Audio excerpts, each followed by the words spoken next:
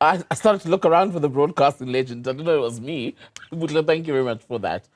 On to serious news now. The United Nations Food Agency says it's been forced to suspend work in Sudan's Darfur region because of the ongoing violence there since yesterday. Clashes in Sudan have entered their second day. Battles are raging between the military as well as the SRD forces who are fighting in the country. And according to the Central Committee of Sudanese doctors, about 56 civilians, excuse me, 3 United Nations staff are among the people killed. There have also been an unaccounted number of deaths we're hearing among security forces. While the African Union's Peace and Security Council has been meeting in Ethiopia in an emergency session to try and respond to the situation. The Council has said that it strongly rejects any external interference that could complicate the situation in Sudan. And the forces, by the way, are the Rapid Support Forces. That's the RSF, not SRD, as I said. Let's get your analysis now on the situation in Sudan with Dr. Sam Koma. Doctor, a very good evening to you. I'm grateful for your time. Why is Sudan unable to break away from the constant turmoil of the past few years? Yeah, thanks, Tembekile. So just to give it context to this, so Sudan, it's a country that is fragile. It is engulfed by political and economic crisis. The economic crisis started in 2018, which was triggered by issues around escalation of prices for fuel and the living standard of the citizens. And later, the crisis turned political and led to the overthrowing of the then president of Sudan, that is al-Bashir Omar. And then in 2021, there was a military coup that took over the running of the country. But then last year, there was a political peace settlement deal that was entered into by the representatives of the military group, represented by the generals, and the pro-democracy movement, represented by the civilians. So what they agreed to were issues around, one, the return of the country to civilian rule, and two, power sharing of political positions among the different parties as part of facilitating a transitional government, and very important, the creation of a democratic government based on free and fair elections. So it appears that, yes. And just what you were highlighting then, sir, especially at the period running up to the removal of the long-time leader, the ruler, Omar al-Bashir, around 2019, it was interesting, was it not, in that post-period that the military and the Rapid Support Forces had actually worked together, but now it's all come apart because of disagreement on how long it would take to absorb the RSF into the military. They say it would take them 10 years, but the military wants them to do it in 2. Could that not have been resolved without what we're seeing now? Yes, it appears that there could be forces that are opposed to the facilitation of a democratic government, which obviously would be based on the will of the people.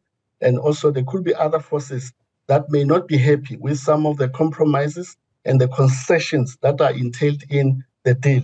So just to also state that the AU has long declared the issue that there must be the silencing of guns across the continent. And part of achieving that is to ensure that all the parties that are involved in a domestic conflict and also having hostilities must find a common ground through exploring the different ways of resolving a conflict. It could be through negotiation, mediation, conciliation, and also very important, arbitration. And it is good that some of the parties that are involved in the conflict are saying, leave the situation to domestic political actors to resolve the conflict, as opposed to calling for an international mediation or external party to come into play. So that's what needs to happen. Immediate return of the country to civilian rule, and also very important, the facilitation of a free and fair election so that the country is able to install a democratic government that will be able to restore peace and stability and also restore law and order, and very important, ensure that there's implementation of economic reforms that fulfill the expectations and demands of the citizen. What are the chances, though, of a return to democratic rule in the fullest sense when you consider that even when Omar al-Bashir was removed eventually and had to quit or leave, excuse me, in 2019, there'd been days of civilian-led protests, months, in fact, of a civilian-led movement, and there was criticism even then that the military generals who swooped in at the last minute, along with those from the RSF, had basically stolen the moment from civilians, and that is why 4 years on, Sudan is still not being run by a democratic government. There's still been no election for a legitimate president. Yes, it's good that both the AU and the UN have condemned this violence, but both institutions are calling for all these parties to go back to the political negotiation table. And the good part is that these parties already have a deal which they need to fully implement. So if they're able to resolve their political differences and also address these hostilities by going back to the negotiation table and reach a compromise and also concessions, that may pave a way for a peaceful democratic rule that will, of course, cater for the interest of all the parties that are involved in the conflict. So that is the only way the country can be able to return to civilian rule, if all the domestic political actors are able to compromise and also to look at what is in the best interest of the country. And what is in the best interest of the country is to ensure that there is peace and stability, but also there is a democratic government that is able to claim legitimacy and also to be able to follow. Both sides had said that they didn't want to negotiate, but today there was a 3-hour window agreed, facilitated by the United Nations, but it wasn't for all people. It was a temporary pause in fighting on humanitarian grounds for those who need medical care, for example. Is it a glimmer of hope as far as a willingness to return to a proper negotiating table to talk about the situation as a whole?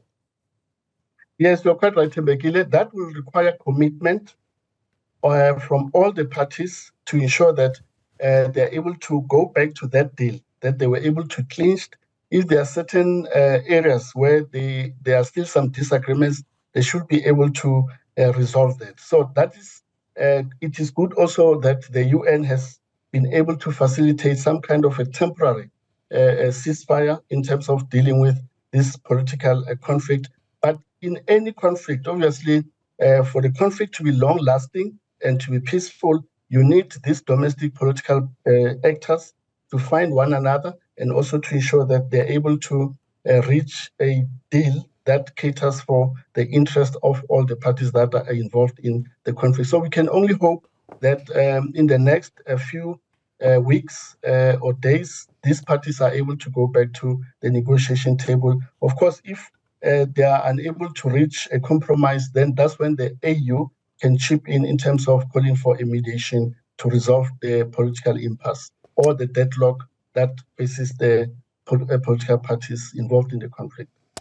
Right. Dr. Koma, thank you so much for speaking to us tonight. And as Dr. Koma and I were speaking about the situation in Sudan, we're hearing now that there's more fighting reported in Khartoum, despite that earlier agreement on what would be basically a humanitarian pause in fighting for people who needed medical care, for example.